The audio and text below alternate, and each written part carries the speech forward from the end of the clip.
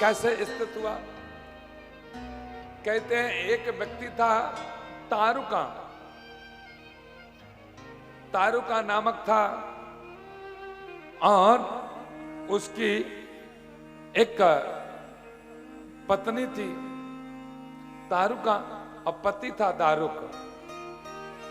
कहते हैं तारुका ये बहुत बड़ी राक्षसी थी और ये सबको वश में करने वाली राक्षसी थी तारुका। इसके पति तारुक को परेशान भी करती थी। अपने पति के पास अपने पति को लेकर के गई और पूरे वन में आग लगा दी इसने। आग जब पूरे वन में लग गई और लगी तो कहते हैं देवों को परेशान हुआ, जो वहां पर भजन कर रहे थे, पूजा कर रहे थे, उनको शरीर में जलन हुई, उनकी तपस्या में विघ्न हुआ। तो कहते हैं जब परेशान हुए तो देवता दैत्य युद्ध मच गया वहां पर। उन संतों की रक्षा के लिए देवता आ गए और तारुका और दारुक से युद्ध हुआ और बहुत भयानक युद्ध हुआ। बाद में कहते हैं सुप्रिय भक्त एक कारागार में गए और शिव की पूजा वहां पर दारुक ने की फिर, और समझाया दारुक को देवताओं ने। दारुक की समझ में आया, फिर उसने एक शिवलिंग को लिया, पार्थिव शिवलिंग स्वरूप बनाया कारागार के अंदर, और वहां जब बनाया पूजा की, शिव भगवान प्रकट हुए। कहते हैं तमोगुणी का कोई जरूरत नहीं है, शिव जी वहां पर उस कारागार में स्थित हो गए और वरदान तारुका ने मांगा। भगवान ने कहा तथास्तु, आज से ही यहीं पर हम नागेश्वर के नाम से यह शिवलिंग जानी जाएगी और यह गुजरात में स्थित है। और एक इसका रूप उत्तराखंड में भी बताते हैं। युद्ध हुआ क्योंकि जो तारुका थी उसके अंदर एक ऐसी शक्ति थी कि जिस स्थान पर वो पूरा का पूरा जो जंगल था उसको ले जाती थी, चला चला करके उछालती थी, शक्ति थी उसमें, उस जगह को कभी उत्तराखंड ले गई, कभी इधर ले गई। उसी बीच में शिव जी वहां पर आए और वहां पर स्थित हो गए। तो बताते हैं कि उत्तराखंड में भी एक ज्योतिर्लिंग का वर्णन है, लेकिन इसका मुख्य रूप वर्णन गुजरात में मानते हैं। बोले नागेश्वर ज्योतिर्लिंग भगवान की नमः पार्वती हर हर महादेव हर हर महादेव हर हर महादेव। एक बार सब लोग प्रेम से कहो ओम शंभु शिवाय नमस्तुभ्यम। अच्छा, भगवान का भोलेनाथ जी का 11वां ज्योतिर्लिंग कैसे हुआ? राम अवतार में सीता जी का हरण हुआ। सीता जी की खोज में भगवान वन वन फिर रहे थे, समुद्र के पास में पहुंचे।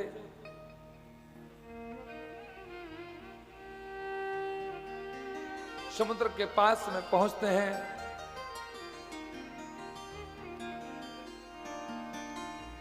समुद्र से रास्ता नहीं मिल रहा था लंका जाने के लिए।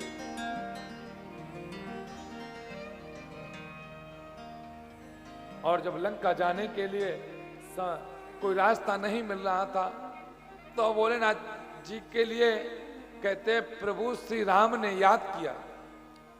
पहली बात तो राम क्रोधित हो गए थे, समुद्र को समाप्त करने के लिए लग गए, लेकिन संतों ने समझाया कि आज यह समुद्र समाप्त हो जाएगा तो इस देश में, इस संसार में जल की कमी पड़ जाएगी। तो राम जी ने पार्थिव बनाया। पार्थिव कहते हैं मिट्टी को, वहीं की रेत को भोलेनाथ जी ने स्वरूप दिया और राम जी ने उस रेत का लिंग बनाया। अच्छा, मैं आप लोगों को एक बात बताऊं,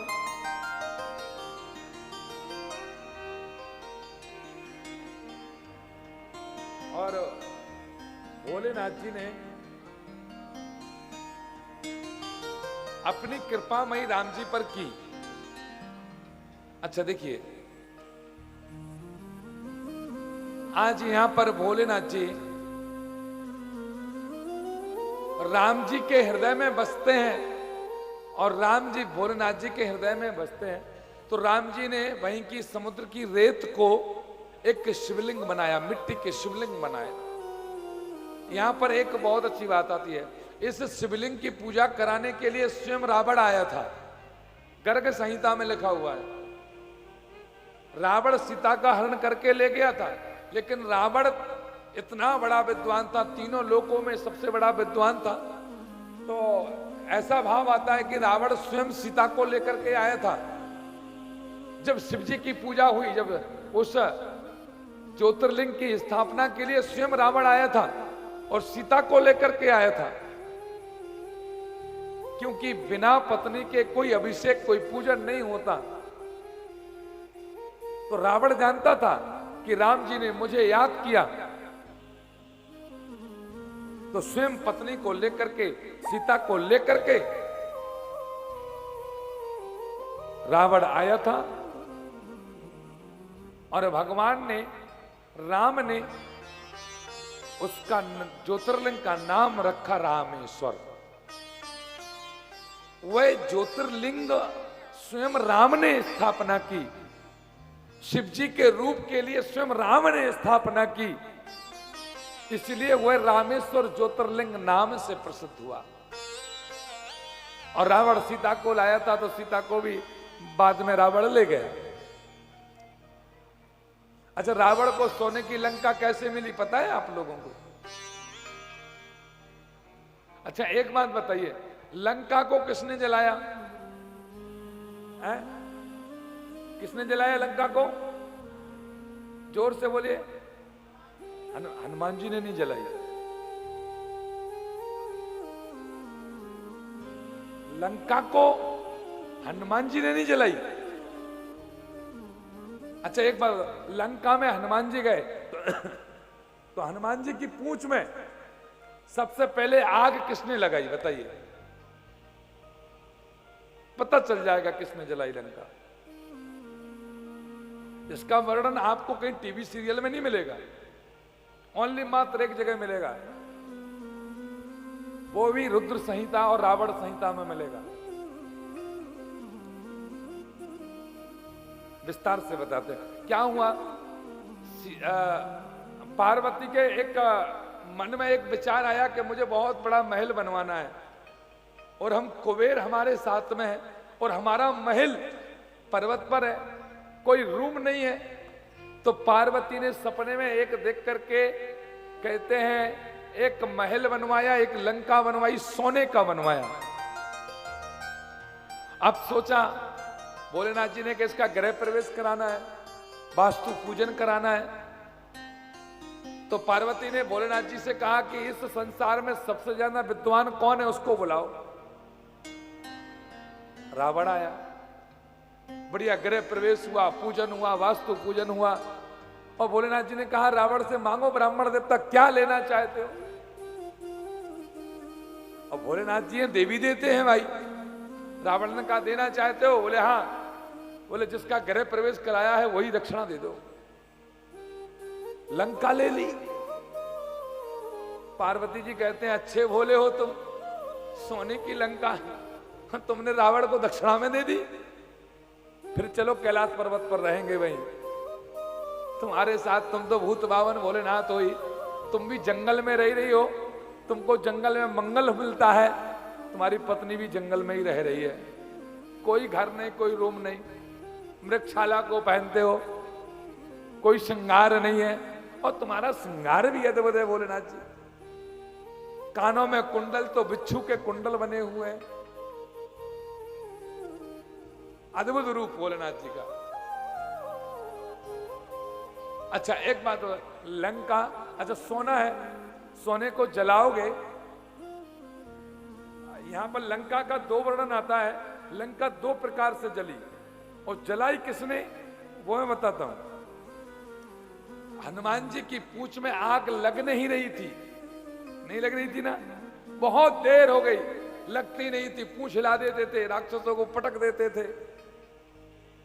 तो पार्वती जी ने स्वयं कहा, हे हनुमान जी महाराज, ये लंका मेरी है, इस लंका को मैं स्वयं जलाऊंगी। इसलिए पार्वती जी ने स्वयं आग लगाई थी हनुमान जी की पूंछ में। स्वयं पार्वती जी ने कि यह ब्राह्मण मुझे छलने आया, पूजा कराने आया और लंका को ले गया। इसलिए हनुमान जी को रुद्र रूप कहते हैं कि आप स्वयं रुद्र रूप लेकर के आए हो, तो उस लंका को अगर हमें नहीं मिली तो किसी को नहीं होनी चाहिए, जला देना। हनुमान जी ने लंका को जलाया तो लंका चमकने लगी। सोने को जलाओगे तो सोना चमकता है। हनुमान जी ने उलट पलट लंका सब जारी, कूद परा पूरी सिंधु मझारी। उलट पलट के हनुमान जी ने देखा, वो ये क्या, लंका तो चमक रही है। क्यों चमक रही है? तो रावण के ऊपर जब 7.5 चल रहे थे, तो रावण के ऊपर 7.5 चल रहे थे, तो शनिदेव के लिए रावण ने एक खूंटिया पर बांध के रखा था। शनि ने कहा, हनुमान जी मुझे छोड़ दो, मैं लंका को काला कर दूंगा पूरा मैं दृष्टि से। शनिदेव को छोड़ा तो शनिदेव की दृष्टि से लंका पूरी काली पड़ गई। इस तरह से लंका का खराब हुआ। तो रामेश्वर की स्थापना 11वें ज्योतिर्लिंग के रूप में हुई। रामेश्वर भगवान की जय हो। अच्छा, 12वां ज्योतिर्लिंग है, 12वां ज्योतिर्लिंग है घुश्मेश्वर। अच्छा, 12वां ज्योतिर्लिंग भी बड़ा विचित्र रूप से बना। बहुत समस्या आई तब बना। भोलेनाथ जी को आकर दर्शन देना पड़ा। बोलो हर हर महादेव महादेव महादेव। कल रात्रि में हम आप सभी लोग जागरण करेंगे, भोलेनाथ जी का भजन करेंगे और यहाँ रात्रि भर अभिषेक चलेगा। तो जो भी शिवरात्रि के दिन अभिषेक करना चाहते हैं, कार्यालय पर जाकर के संपर्क कर सकते हैं। जितने यजमान हो जाएंगे उतनी देर तक अभिषेक चलेगा। हम ये चाहते हैं कि कम से कम कल सुबह से अभिषेक चले तो दूसरे दिन तक चले, तो कम से कम 24 यजमान हों, ये 24 घंटे तक वह अभिषेक चलता रहे। एक अभिषेक में 1 से 1.5 घंटा लगता है, तो 24 लोग हो जाएंगे। कल अभिषेक करेंगे, सुबह 9 बजे से अभिषेक प्रारंभ होगा। दूसरे दिन के 19 तारीख के 9 बजे तक अभिषेक चलेंगे। ठीक है, बोलो ओम नमः शिवाय। ओम नमः शिवाय। और जोर से बोलो ओम नमः शिवाय।